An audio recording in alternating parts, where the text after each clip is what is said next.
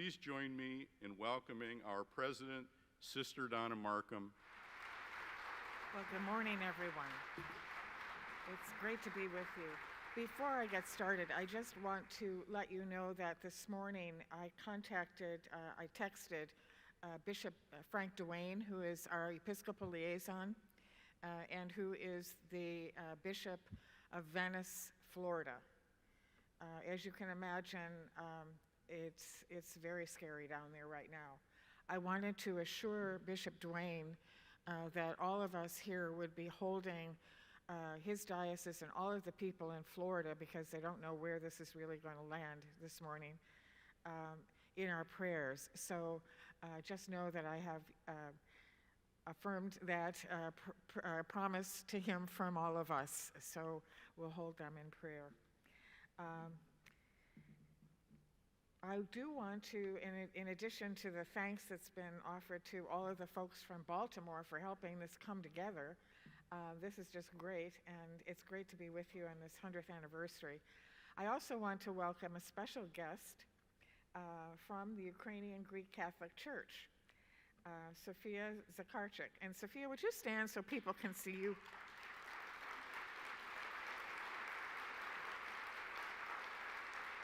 Thank you.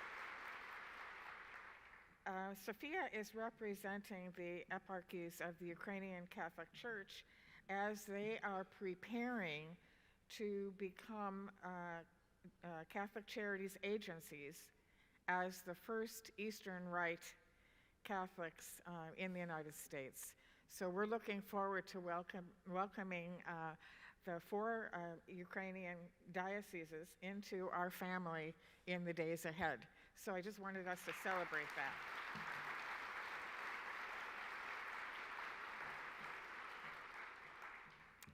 So now just to say to you that little did I know back in 2015 when I accepted the call to become the president of Catholic Charities USA, that God would find it in God's infinite wisdom to immerse me in an 8-year journey into Matthew 25. Now, that part of the Last Judgment scene, as you know, when the goats and the sheep are separated and the ones that are waiting eternal judgment are faced with that sort of striking measure of whether or not they were going to make it to the right side. What was the yardstick? For I was hungry and you gave me food. I was thirsty, you gave me something to drink. I was a stranger and you made me welcome. I was naked and you clothed me. I was sick and you visited me. I was in prison and you came to see me, etc.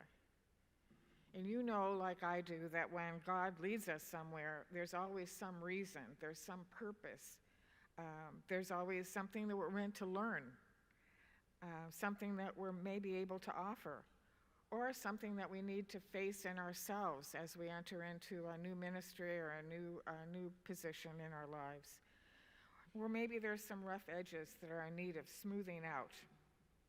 So I guess that God decided that it was important to put me face to face with that yardstick, that measure of what I needed to learn more deeply in Matthew 25.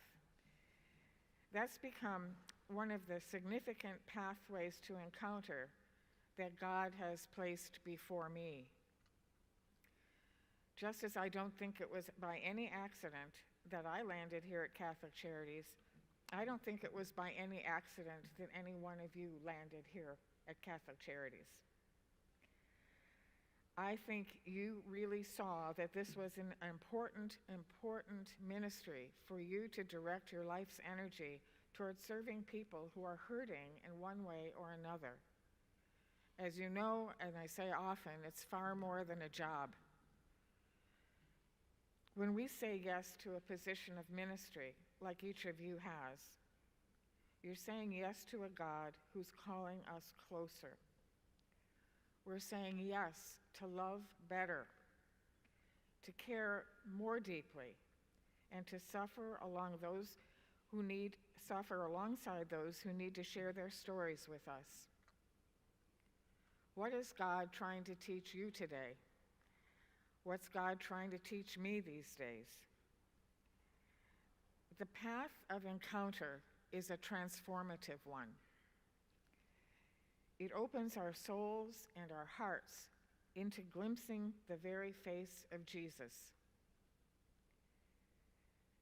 It opens our hearts to love people whom we had not, maybe would never have met in any ordinary job.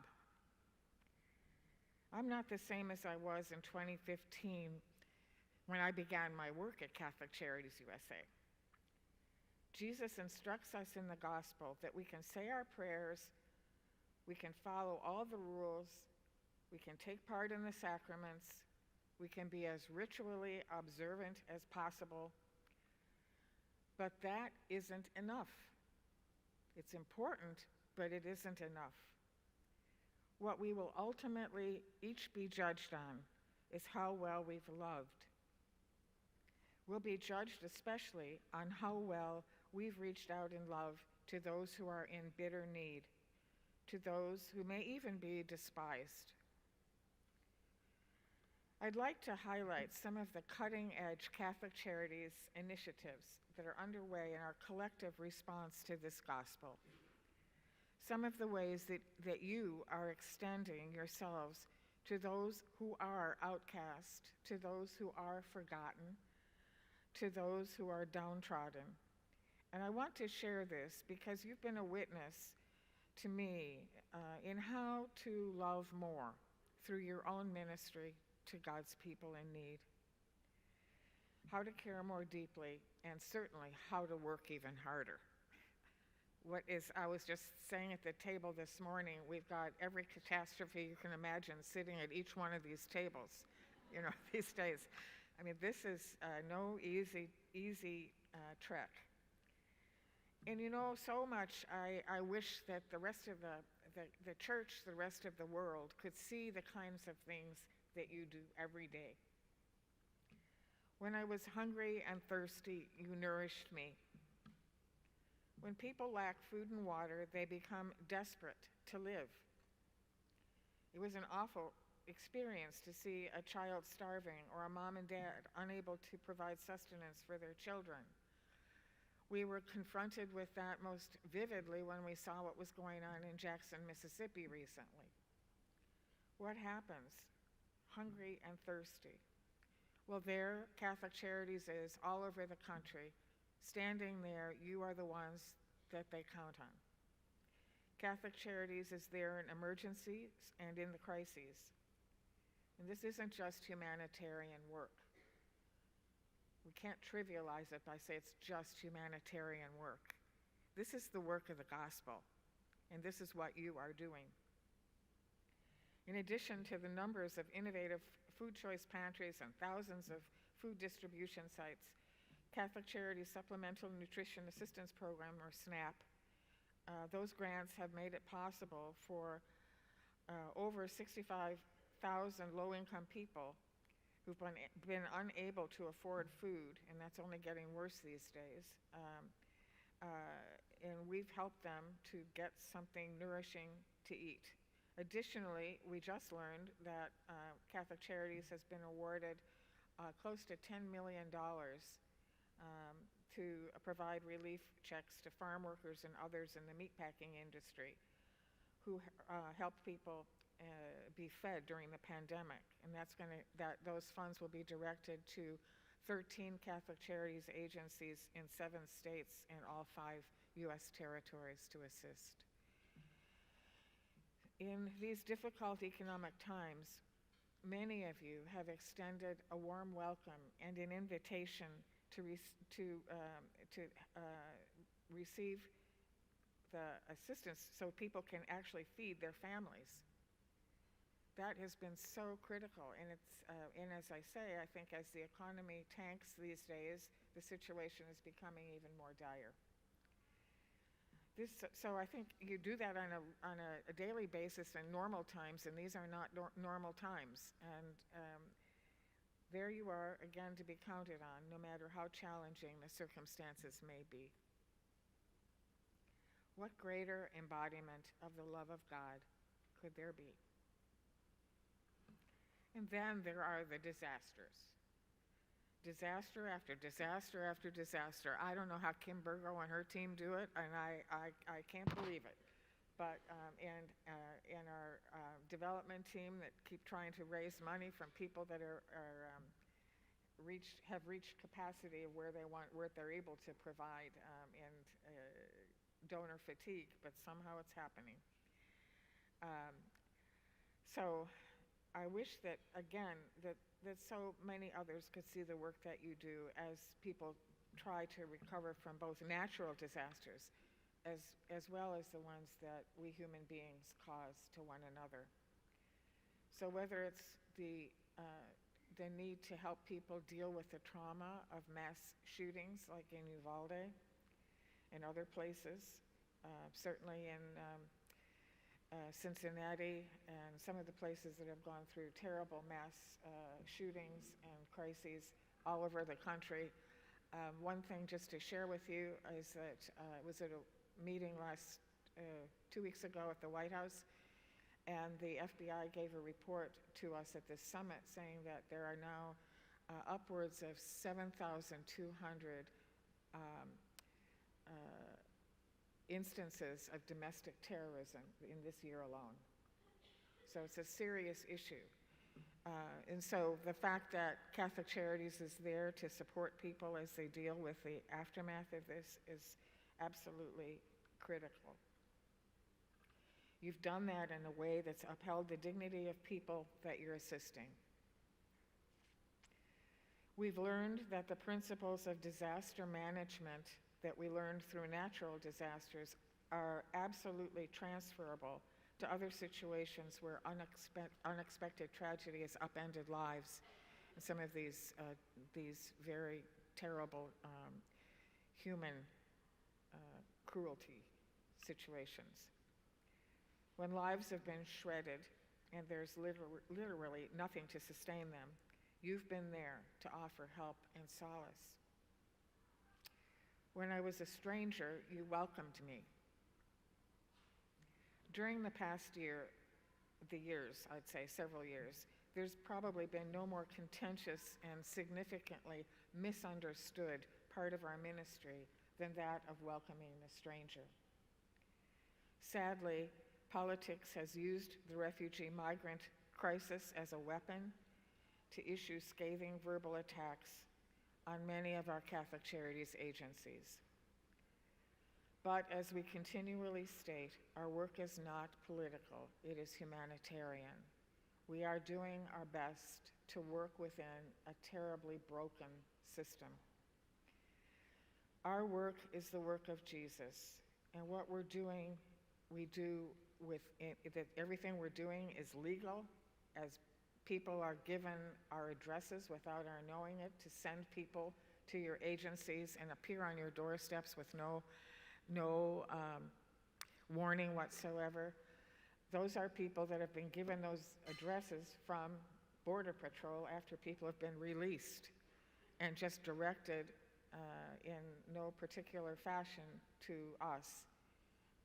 We're trying to deal with that situation with the government itself and asking for some kind of assistance, or at least to be forewarned so we can prepare. I know many of you have had to contend with vicious and cruel criticism. And I wish we could take our critics to the border to meet the families and the children that you are caring for. The gospel disturbs. You've not allowed the acrimony to stop your care for these people who suffer.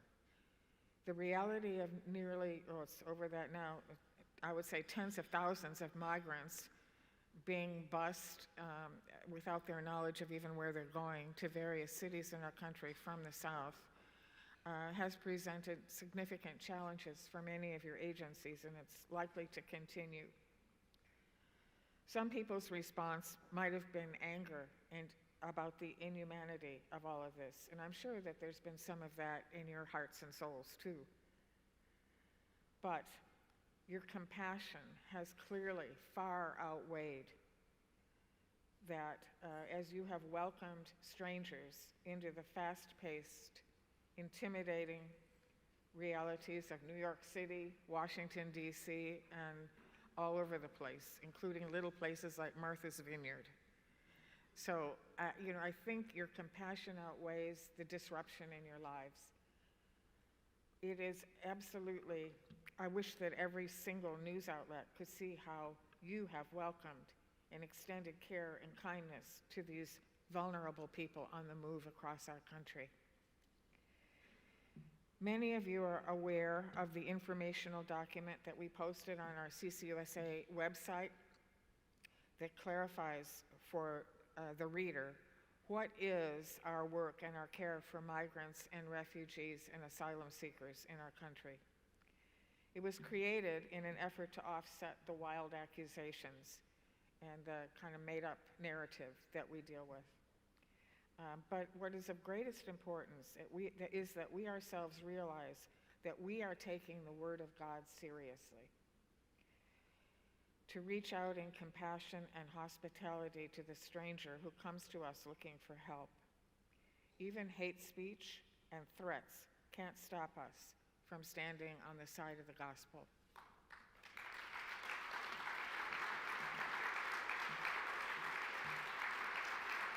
That's what you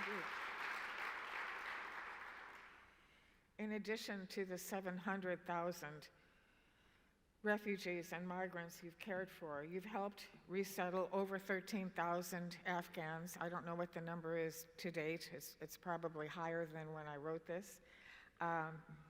We're extremely grateful for the significant grant provided to CCUSA by various corporations. I single out Airbnb as one of them that's enabled this rapid resettlement possible.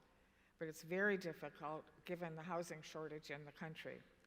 We also know that well over 22,000 Ukrainians have crossed our southern border. And Catholic Charities has assisted at least 1,000 of these traumatized war refugees get to where they need to be and want to be. Through the initial implementation of the Border is Everywhere program, we've been able to assist over 110,000 migrants find support throughout the country. When I was speaking with Kat Kelly and with Chris about what's happening in the tracking of all of these people, it was Kat who said to me, and then Chris reiterated to the board, that what we're really looking at is an approximation of a virtual 21st century Ellis Island that's happening along the southern border. The Border is Everywhere effort is allowing Catholic Charities to document who's coming, where are they coming from. We learned that they're representing over 94 countries coming in through the southern border, and where they're going. So their names, arrival dates, destinations are recorded as they are assisted in getting to their sponsors. I would underscore that the situation continues to be relatively untenable because of the lack of immigration reform and the problems we have all along that border. Our job is to care for the people, but our other job is to encourage all your constituents and mine to press for immigration reform. It's gone on too long, and we've had nothing significant happen in 30 years. It's a political football, so push for that. This can't continue in the way it is, and you know that better than most. Those of you on the front lines of welcoming these strangers know all too well that you're trying to help very vulnerable people in the midst of this terribly broken system. Despite that fact, we can be the face of Christ in our encounters with the strangers, these vulnerable people on the move, reminding them that somebody cares about them and somebody cares what happens to them along the way. Our advocacy and government relations team at CCUSA is in partnership with many of you as we continue to confront our legislators and government officials about creating more sustainable and tenable solutions to this crisis. And that pressure will not let up. I was sick, and you cared for me. Again, I wish our country could see the cutting-edge work that you're doing with innovations in telehealth counseling, pilot programs focused on value-based care for people that are struggling with emotional issues. As you know, that as the pandemic wore on, the mental health issues exploded. I have a sense that a lot of what we're experiencing in the violence in our cultures on a global scale is partially, not totally, but partially attributed to massive unresolved grieving as people have tried to contend with the losses that they've suffered as a result of the pandemic. And nonetheless, this is a growing challenge and need across our network that we really need to be proud of as Catholic Charities as we develop innovative ways to administer care to more people at lower cost and greater availability. Per member per month models of reimbursement in places like Catholic Charities in St. Louis, per diem respite care in Catholic Charities of Spokane and Oklahoma City, care collaboration at Catholic Charities in Trenton are setting the stage for Catholic Charities to be a major provider of the social determinants of health and well-being as agencies become providers in health homes for clients. And we collaborate continually in ever greater ways with our Catholic health partners across the country. We're working also with insurance plans and some of these initiatives. There has to be some ways of handling this that are better than what we've tried to deal with in the past. There's a growing and powerful model that's poised to replace fee-for-service behavioral health care in the same way as it's replacing outdated fee-for-service models in general. Pope Francis has called us to attend to the integral human development of our sisters and brothers. I think the leitmotif of his message is Matthew 25. That's what we do and we try to do. You're enfleshing this care as you work to provide better care in mental health for many, many broken human beings. You are saving people's lives. And you're doing that in a manner that honors their dignity as a child of God. When I was homeless or in prison, you reached out to me. We're now in the third year of the Healthy Housing Initiative, by which we committed ourselves to helping people who have been chronically homeless in our cities, 5 cities in the pilot. The difficulty of this initiative cannot be sugar-coated. As brilliant as our wonderful mentor, Rob McCann, has been in Spokane, even with all of his brilliance and the brilliance of a lot of you that have had very extended experience in housing, this is still extremely, extremely difficult work, but so necessary. There have been hiccups along the way as you've tried to work through the maze of local, state, and federal opportunities and regulations. You know, chronically homeless individuals suffer from enormous psychosocial challenges. They reside in prisons, often tormented minds, and often with weakened bodies. They, along with you, confront numerous obstacles at each step of their process of getting through a day. But in collaboration with our health partners and through the support of local, state, and national foundations and benefactors, the work is continuing, and person by person, individuals are finding a home instead of a psych unit. Instead of living from day to day in emergency rooms, they're finding a home away from a jail. It's hard and difficult work, and you are to be commended for what you are doing with this very sensitive, critical issue. I'm so proud when I get to go to the openings of some of these facilities. Recently, I was in Santa Rosa and saw what's happening there. I love seeing that, so it's just thrilling. The other exciting dimension of our efforts in housing focuses on housing development. Our development in Catholic Charities housing work has been assisted with the establishment of a $10 million affordable housing GAP loan program. That's for new housing. That program has been launched this past year in collaboration with the Northern Trust Bank. So this is, we've issued our first and about to issue our second GAP loan. Encourage you to talk with Curtis or Tim from our CCUSA team. And if you're interested or in need of GAP loan funding for new affordable housing. That's in addition to numerous affordable housing projects that are underway in so many of our Catholic Charities agencies.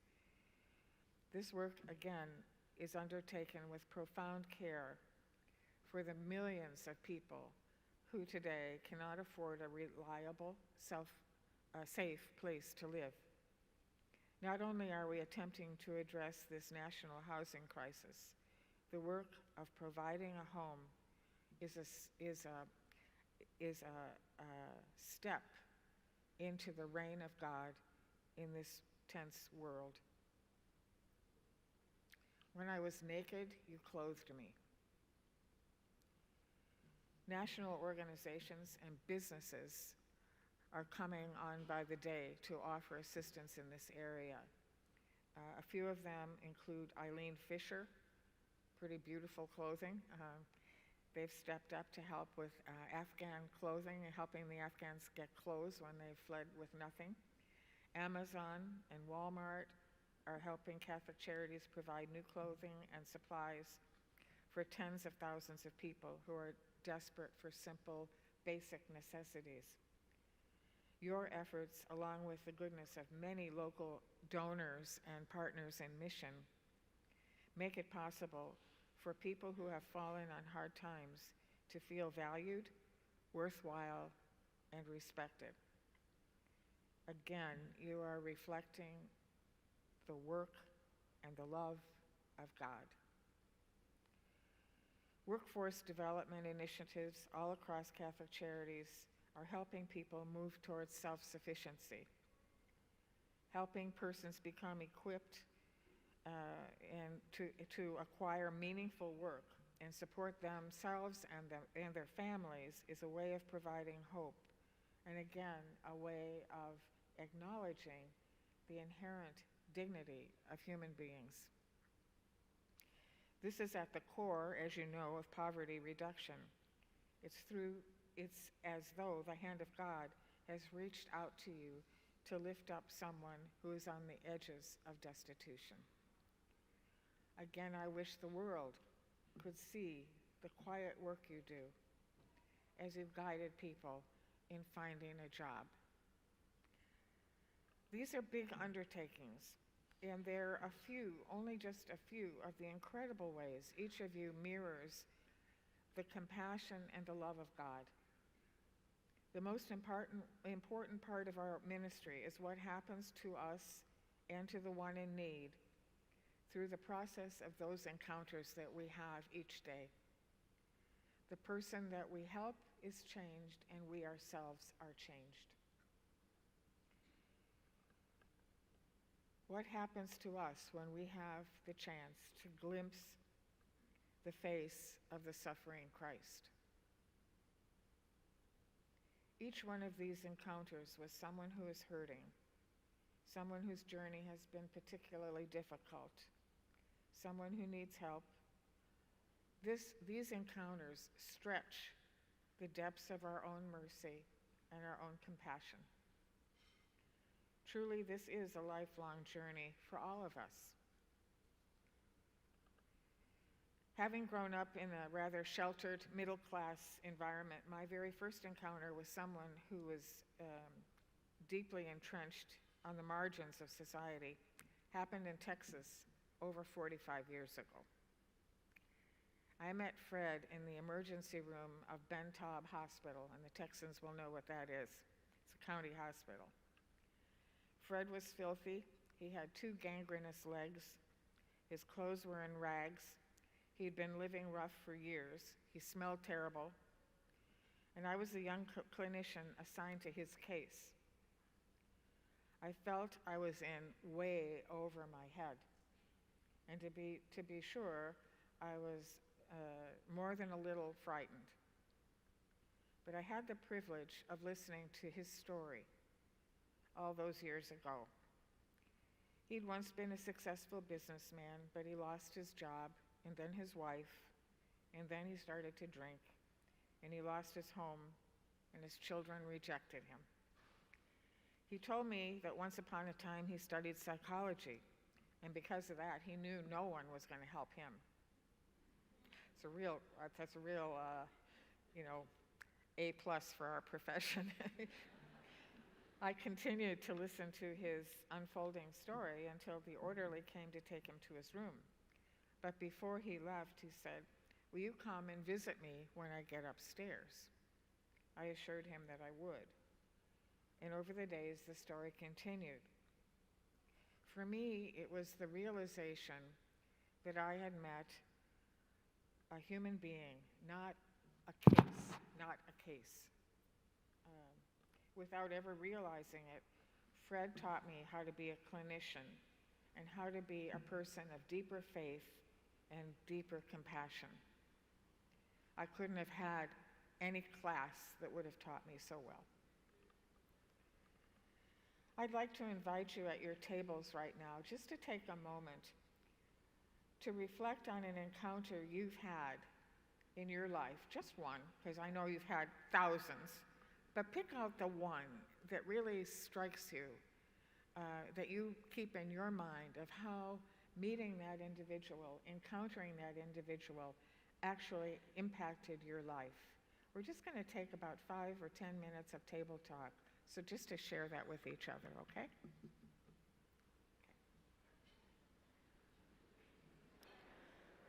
I asked you to do this because I want to reinforce how very important it is for those of us engaged in this ministry that we have opportunities for faith sharing with our colleagues. This is a little way, just a little taste of being able to share with one another what stirs deeply in your own hearts as you continue to do this work. Our ministry is not easy, and we need to support one another and celebrate with each other.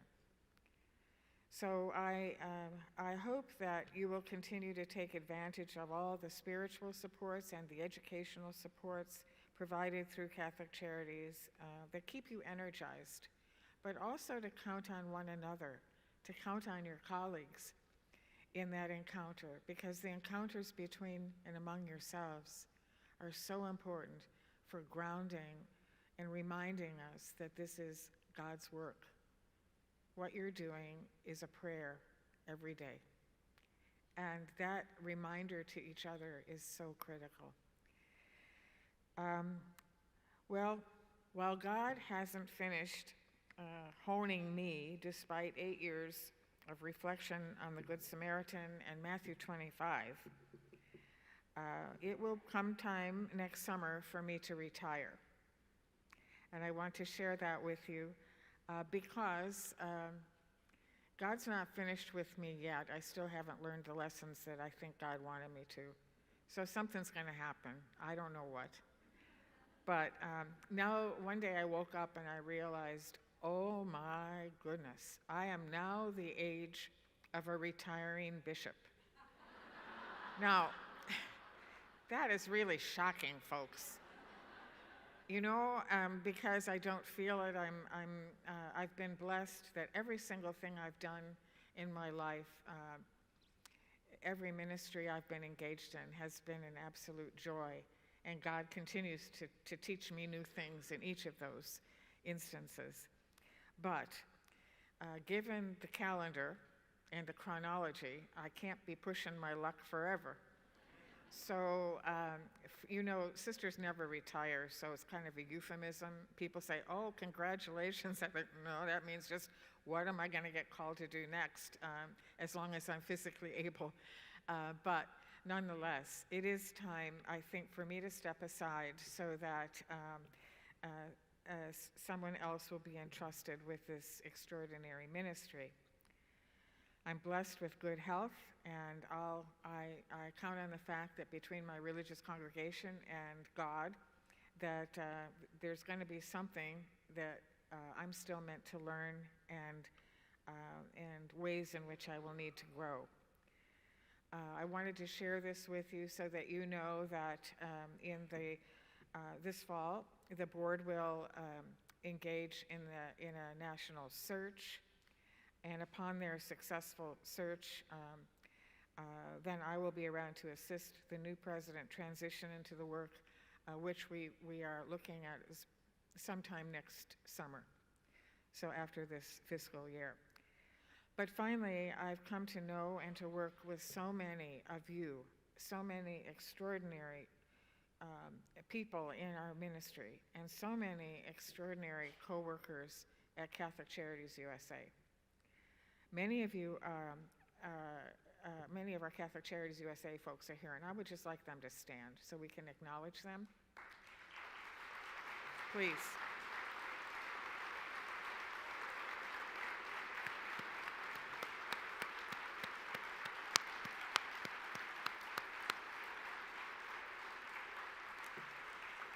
These are the folks that make me look good, okay? They are so bright and so dedicated, and you all engage with them in various levels, and I am so proud to rub shoulders with them.